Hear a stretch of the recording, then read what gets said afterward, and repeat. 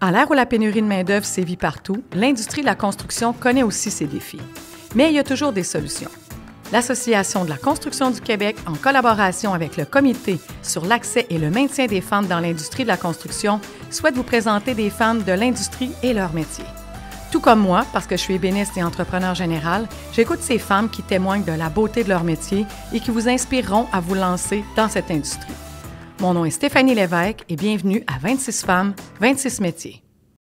Pour ce métier-là, le nom le dit, cimentière. Donc, évidemment, ça donne le ton au métier et on avait réussi à communiquer avec une cimentière qui s'est finalement désistée. Mais on reçoit Sandra Perrault, qui est conseillère en relations de travail à la Sécu, qui a accepté de venir parler du métier. Bonjour, Sandra. Bonjour, Stéphanie. Dis-moi, qu'est-ce que ça prend pour devenir une cimentière applicatrice? Hein? J'ai bien lu, applicatrice, donc finalement, on suppose qu'elle va appliquer le fameux béton. Non seulement elle va le préparer, mais elle va aussi l'appliquer. Elle va l'appliquer aussi sur diverses surfaces comme les planchers, les murs, les trottoirs, les pavages. En fait, elle va faire la finition. Oui, c'est ça.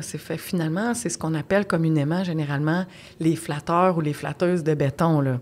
Puis ça, c'est fou, hein? Mais il y en a qui vont avoir la twist pour pouvoir justement faire quelque chose d'un peu plus décoratif, je pense, entre autres au mur, là, puis sur certaines finitions de plancher. Sandra, qu'est-ce que ça prend pour devenir une cimentière applicatrice?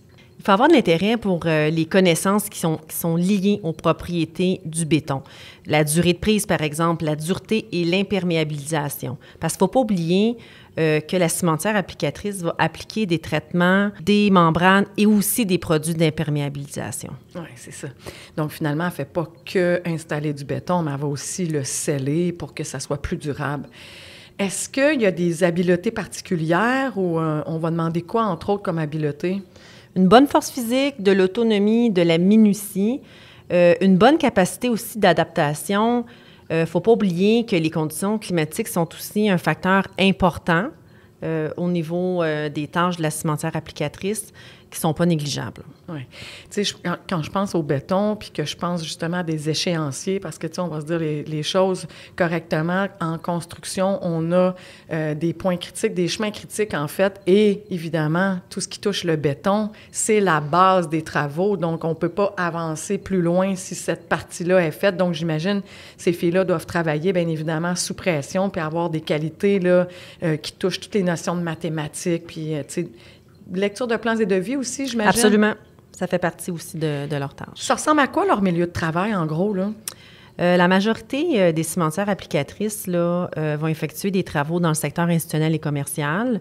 C'est un secteur qui va aussi demeurer élevé là, au cours des prochaines années. L'autre secteur aussi qu'on peut voir des travaux effectués par les cimentiers applicateurs, c'est le secteur génie civil et voirie.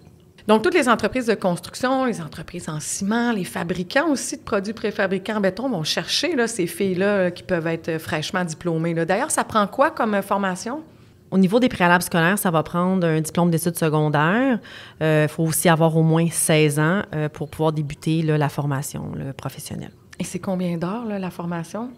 900 heures. 900 heures, fait que c'est environ 8 mois. Exact. Et j'imagine que c'est offert là, dans différentes zones du Québec. Oui, on va les retrouver principalement à Montréal, les Laurentides, la capitale nationale. C'est sûr et certain que c'est un environnement qui est assez particulier quand on pense au béton, à la froideur du béton, mais c'est tout le temps avec les équipes de travail qu'on a du fun. Fait que je suis convaincue que des femmes dans l'industrie de la construction, c'est toujours le fun et ça vient faire une mixité, ces chantiers, qui est complètement différente. Donc, on leur souhaite de trouver une place et de faire carrière comme cimentière applicatrice. On peut gagner jusqu'à au moins 75 000 $ par année avec les fonds de pension, les assurances, les vacances annuelles. On va se le dire, l'industrie de la construction a quand même ces beaux avantages-là. Puis, quand on tombe dans une super de belle équipe, c'est génial. Merci Sandra de nous avoir éclairé sur ce métier. Ça m'a fait plaisir, Stéphanie. Plusieurs actions concrètes ont été mises en place par la Sécu pour notamment informer les entrepreneurs sur l'existence des différentes mesures disponibles pour favoriser l'intégration des femmes dans l'industrie. Pour en savoir plus sur nos différentes initiatives et nos contenus exclusifs, rendez-vous sur acq.org/Femmes Industrie. Ce balado est une présentation de Fiers et compétents. Contactez vos agents de promotion pour en apprendre plus sur le programme de formation des femmes en entreprise.